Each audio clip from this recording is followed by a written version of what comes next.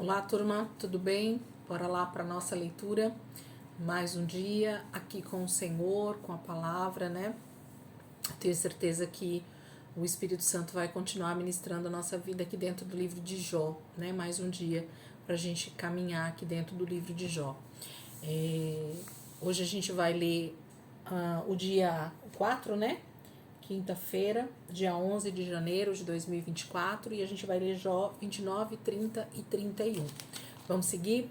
Jó 29, 1 diz assim: E Jó prosseguiu sua fala: Como tenho saudade dos meses que se passaram, dos dias em que Deus cuidava de mim, quando a sua lâmpada brilhava sobre a minha cabeça, e por sua luz eu caminhava em meio às trevas. Como tenho saudade dos dias do meu vigor, quando a amizade de Deus abençoava a minha casa, quando o Todo-Poderoso ainda estava comigo e meus filhos estavam ao meu redor, quando as minhas veredas embebiam em nata e a rocha me despejava torrentes de azeite.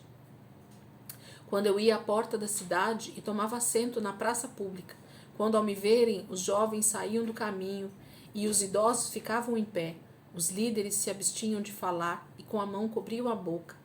As vozes dos nobres silenciavam e suas línguas colocavam-se ao céu da boca. Todos os que me ouviam falavam bem de mim, e quem me via me elogiava, pois eu socorri o pobre que clamava por ajuda e o órfão que não tinha quem o ajudasse. O que estava à beira da morte me abençoava, e eu fazia regozijar-se o coração da viúva. A retidão era a minha roupa, a justiça era o meu manto e o meu turbante. Eu era os olhos do cego e os pés do aleijado. Eu era o pai dos necessitados e me interessava pela defesa dos desconhecidos. Eu quebrava as presas dos ímpios e dos seus dentes arrancava as suas vítimas. E eu pensava: morrerei em casa e os meus dias serão numerosos como os grãos de areia. Minhas raízes chegarão até as águas e o orvalho passará a noite nos meus ramos. Minha glória se renovará em mim e novo será o meu arco em minha mão. Os homens me escutavam em ansiosa expectativa, aguardando em silêncio o meu conselho.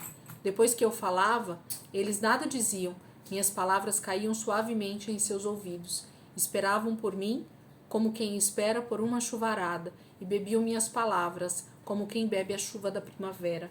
Quando eu lhes sorria, mal acreditavam. A luz do meu rosto lhe era preciosa. Era eu quem escolhia o caminho para eles e me assentava como seu líder, instalava-me como um rei no meio das suas tropas. Eu era como um consolador dos que choram. Jó está prosseguindo com a sua fala, né? Ele está dando uma resposta ao seu amigo Bildade, que falou loucuras no capítulo 25, né? Jó então continua a sua fala aqui no capítulo 29, dizendo de como era bom os dias em que ele via o favor de Deus na sua vida cotidiana, no seu dia a dia, né, no seu ordinário, ali com a sua família, no seu lar, nas coisas que ele fazia.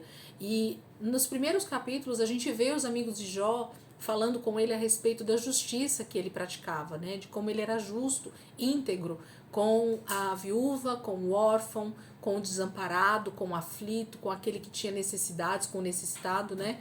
Então Jó fala de como ele tinha prazer em fazer tudo isso, né? Ele fala que aquele que estava à beira da morte, olha no versículo 13, o que estava à beira da morte me abençoava.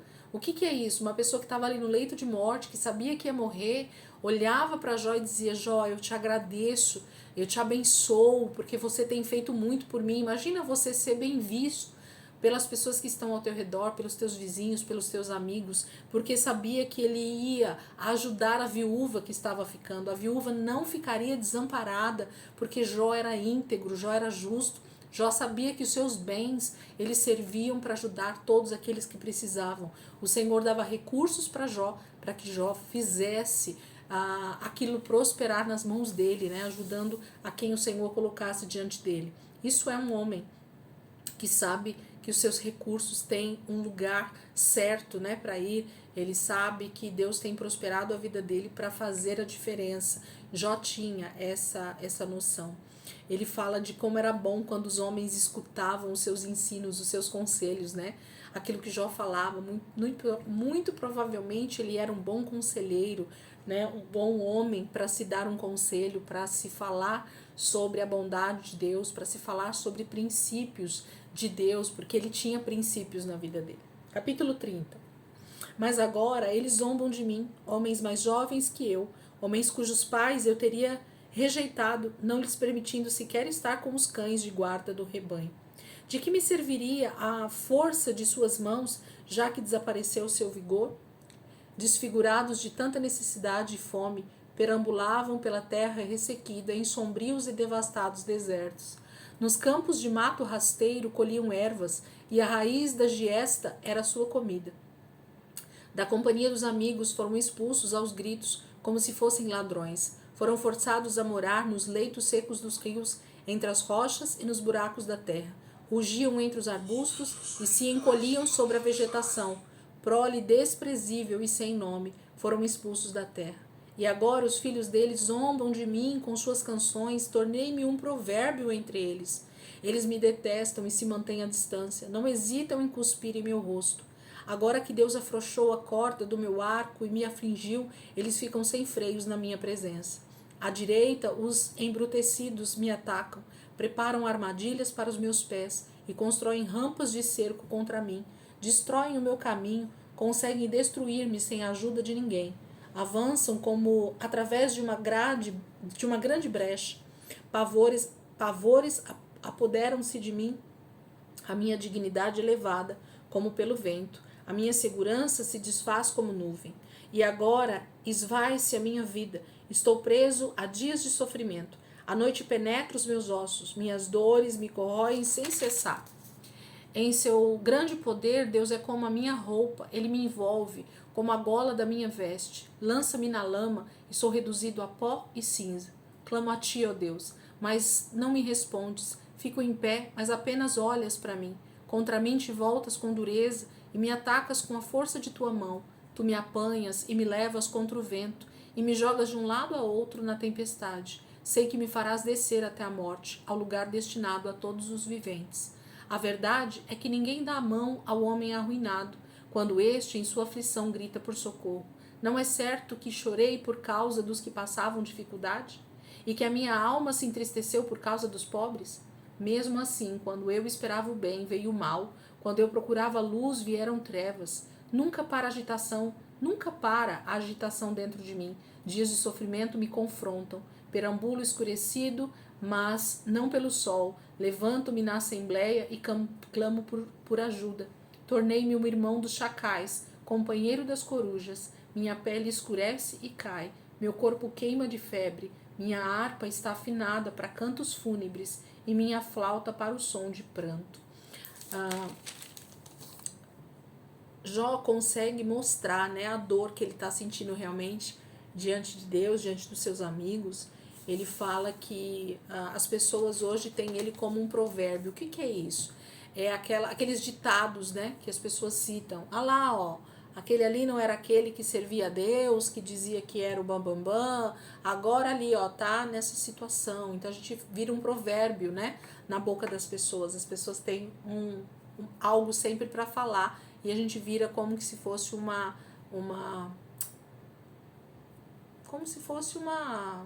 maneira das pessoas falarem a respeito da nossa situação, né? É um provérbio mesmo, é um ditado popular, né? Vira algo na boca das pessoas o tempo inteiro, as pessoas ficam menosprezando.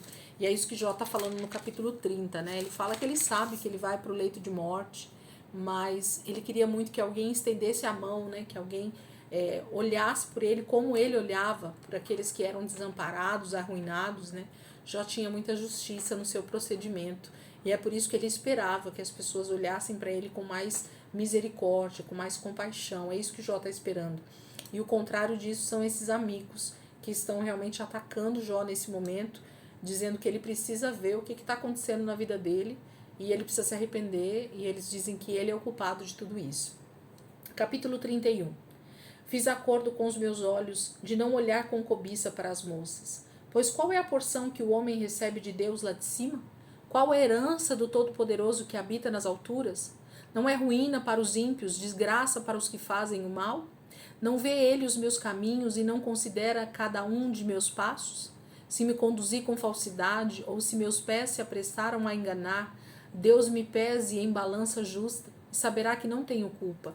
Se meus passos desviaram-se do caminho, se o meu coração foi conduzido por meus olhos, ou as minhas mãos foram contaminadas, que outros comam o que semeei e que as minhas plantações sejam arrancadas pelas raízes. Se o meu coração foi seduzido por mulher, ou se fiquei à espreita junto à porta do meu próximo, que a minha esposa moa cereal de outro homem e que outros durmam com ela, pois fazê-lo seria vergonhoso, crime merecedor de julgamento. Isso é um fogo que consome até a destruição, teria extirpado a minha colheita. Se neguei justiça aos meus servos e servas quando reclamaram contra mim, que farei quando Deus me confrontar? Que responderei quando chamado a prestar contas? Aquele que me fez no ventre materno, não os fez também? Não foi ele quem nos formou, a mim e a eles, no interior de nossas mães? Se não atendi os desejos do pobre, ou se fatiguei os olhos da viúva, se comi meu pão sozinho, sem compartilhar-o com o órfão, sendo que desde a minha juventude o criei como se fosse seu pai, e desde o nascimento guiei a viúva, se vi alguém morrendo por falta de roupa, ou um necessitado sem cobertor, e o seu coração não me abençoou porque eu aqueci com lã de minhas ovelhas, se levantei a mão contra o órfão, ciente da minha influência no tribunal, que o meu braço descaia do ombro e se quebre nas juntas, pois eu tinha medo que Deus me destruísse, e temendo o seu esplendor, não podia fazer tais coisas. Se pus no ouro a minha confiança e disse ao ouro puro, você é minha garantia. Se me regozijo por ter grande riqueza, pela fortuna que as minhas mãos obtiveram, se contemplei o sol em seu fulgor e a lua a mover-se esplêndida, e em segredo meu coração foi seduzido, e a minha mão lhe ofereceu beijos de veneração, esses também seriam pecados merecedores de condenação, pois eu teria sido infiel a Deus que está nas alturas. Se a desgraça do meu inimigo me alegrou, ou se os problemas que teve me deram prazer, eu que nunca deixei minha boca pecar, lançando maldição sobre ele, se os que moram em minha casa nunca tivessem dito, quem não recebeu de Jó um pedaço de carne? Sendo que nenhum estrangeiro teve que passar a noite na rua, pois a minha porta sempre esteve aberta para o viajante.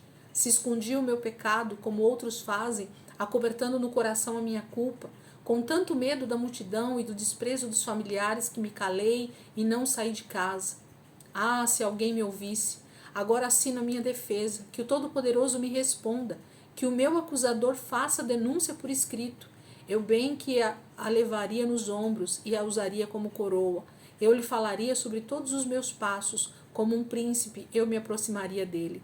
Se a minha terra se queixar de mim e todos os seus sulcos chorarem, se consumi os seus produtos sem nada pagar, ou se causei desânimo aos seus ocupantes, que me venham espinhos em lugar de trigo e ervas daninhas em lugar de cevada. Aqui terminam as palavras de Jó. Capítulo 31 é um verdadeiro lamento. Mas o que é o lamento dentro da palavra de Deus? Não é uma murmuração, é o contrário, né? Murmuração é aquilo que você reclama, é aquilo que você maldiz, né, a Deus. Não, o lamento é aquele que derrama o seu coração, conhecendo Deus a quem serve e mostrando ao Senhor aquilo que ele tem diante dele, aquilo que ele tem feito, aquilo que ele conhece de Deus. E esse capítulo 31 é realmente a face de tudo aquilo que Jó fez durante a sua vida, e ele sabe que ele fez tudo isso diante de Deus porque ele temia a Deus. Então, todas as vezes que ele ajudou, todas as vezes que ele socorreu, todas as vezes que ele foi fiel, todas as vezes que ele não adorou ídolos, todas as vezes que ele fez tudo que ele escreveu aqui nesse capítulo 31 é porque ele amava o Senhor, é porque ele sabia que o único Deus era o Senhor, e é por isso que ele fazia. Então, por isso que ele está falando que o meu acusador, agora coloque por escrito o que ele tem para me acusar, para que eu possa saber, para que eu possa me defender, para que eu possa entender por que eu estou passando por tudo isso, né? Então, por isso que aqui terminam as palavras de Jó. A gente vai começar amanhã a parte de Eliú, que é uma outra pessoa que aparece aqui, né? Como se fosse um dos amigos de Jó aqui, que aparece, e depois a gente começa, então, Eliú falando, e depois o Senhor vai falar, e assim sucessivamente. Então, a gente vai ter aí o desfecho desse grande diálogo entre os amigos de Jó, entre Jó entre Eliú e entre o Senhor no final, terminando com as palavras do próprio Jó, tá bom? Então, que vocês possam meditar, esse capítulo 31 é tremendo para a gente olhar as bem-aventuranças, né, de Jó, de como Jó foi realmente temente ao Senhor em tudo que ele fez, e o quanto ele se alegrava em fazer isso em favor daqueles que precisavam, porque Deus era na vida dele. Amém, queridos? Deus abençoe. Ótima quinta-feira para vocês. E amanhã, se Deus quiser, a gente está aqui para continuar a nossa leitura em nome de Jesus. Deus abençoe.